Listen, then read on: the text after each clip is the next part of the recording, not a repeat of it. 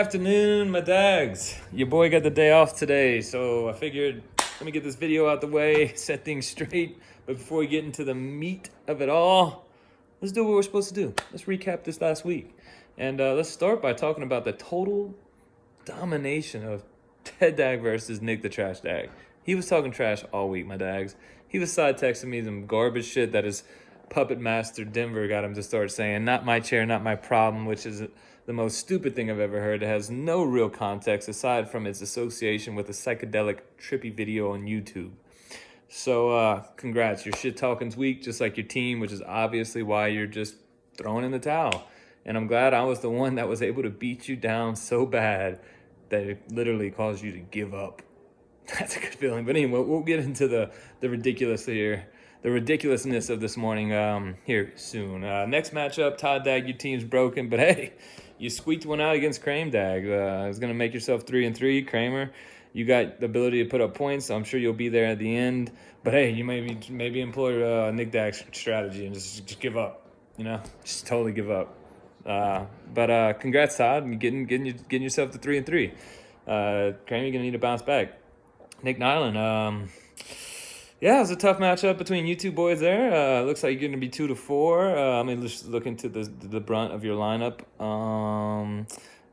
Yeah, I don't know, Nick. You got some people that hurt on your team for sure, but I don't know if that's going to help you when they come back. I don't know if your team's strong enough, but I still love you, Doug. I don't mean to say that personally, but at least you're trying. You're trying, and just keep on trying. We'll go to the next matchup. All Day Ramondre, who Nick believes is my biggest threat, so that's why he's throwing Nick Chubb his way. And I completely see Wodie's, reasoning for the trade because he's in win now mode. He's trying to win himself a ship. I respect that. Nick Dag, got no respect for you because you're trash.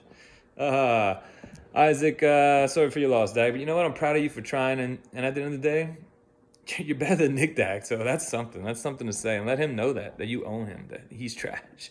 And then we got actually the marquee matchup of the week that's going to come down to tonight. And it's going to be Rolo versus fucking Den the Trash Dag himself. Mr. Puppet Master, the man pulling the strings. Nick Dag's master.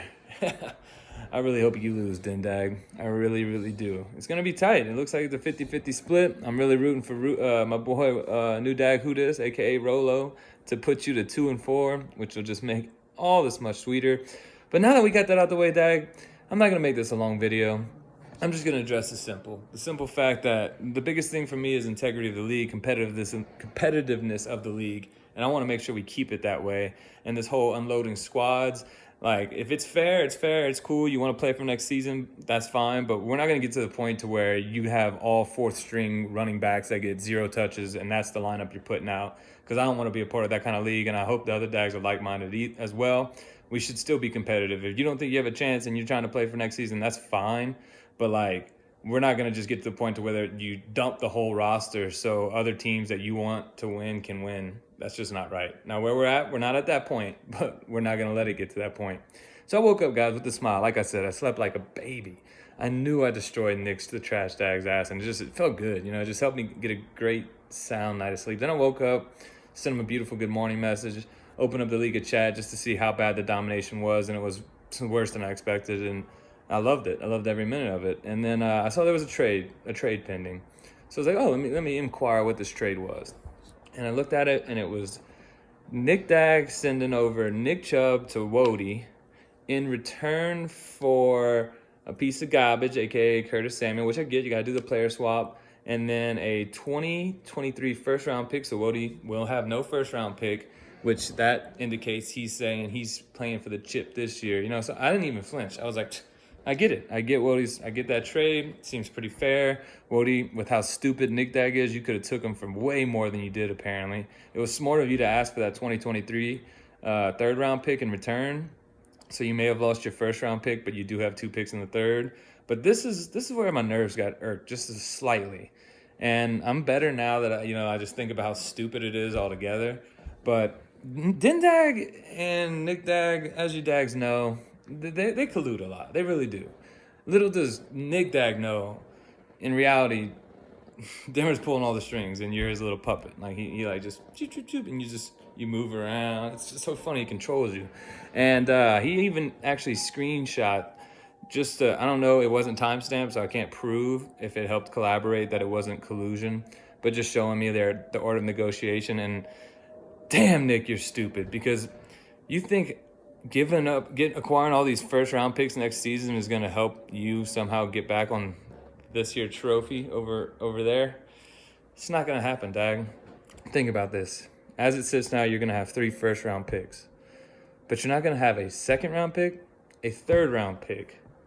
Let me look at these again.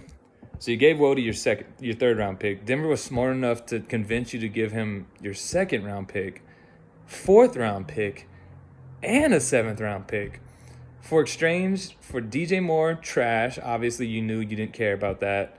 His first round, which that has value. An 11th round and a 16th round. So you're going to have 3 picks right off the rip. Then you're not going to draft again until the 5th round. And then you won't draft in the 7th. No, you have your 5th and 6th, and then no more 7th. Do you realize the talent pool? We're 12-man league. The earlier picks in the draft are going to be much more valuable, and you just gave them all away. Thinking, man, 3 first rounds is going to assure you what? That you hopefully hit on one of those 3? I mean, if you look at the first round picks from this year, it's like a 50-50, man. You don't know what those picks are. It's fantasy football. And vice versa. I mean, they're gambling on this season too. I mean, Nick Chubb goes down. That's a huge loss in Wody Dag. But just so the record's straight, I never questioned Wody Dag and Nick's trade because Wody is a respectable individual. Dag, I question every tactic that man has because he's always scheming. And once again, he schemed his slave or AKA his little puppet into giving him so much for so little. But to Nick's defense, it's not like Aaron Jones was a killer this year anyway. So good luck with that trade for your team, Dag. I'm cool, Dag. If you guys are all cool with this trade, we'll go ahead and send it through. I'm not here to be a dictator. I'm just here to make sure that we have integrity in this league, and we're not going to get to a point to where teams that have no chance to compete or just dumping all their best players to particular people at the front of the league to try to help one person win over the other, because I don't think that's right.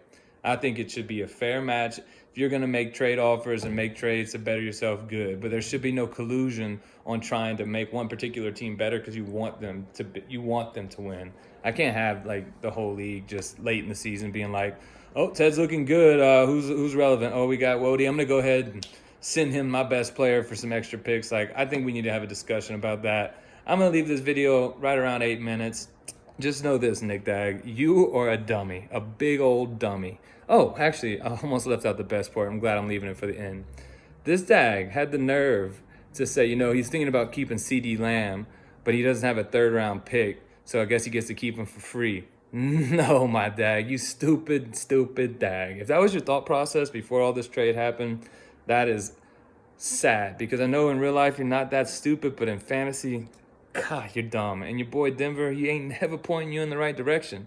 But so everyone in the league knows, if you're trying to keep somebody in a round that you've traded away that pick, you can no longer keep that player. If anything, you have to take them a round ahead. But Nick Dag, you got nothing but first rounds. You got no second, you got no third, you got no fourth. So if you ain't keeping them in the 5th, 6th, you ain't keeping a player. That's the consequence. Think about these things. So your hopes of potentially keeping CD Lamb, those gone, Dag. He costs a 3rd round pick next year. And guess what? You ain't got one. Peace.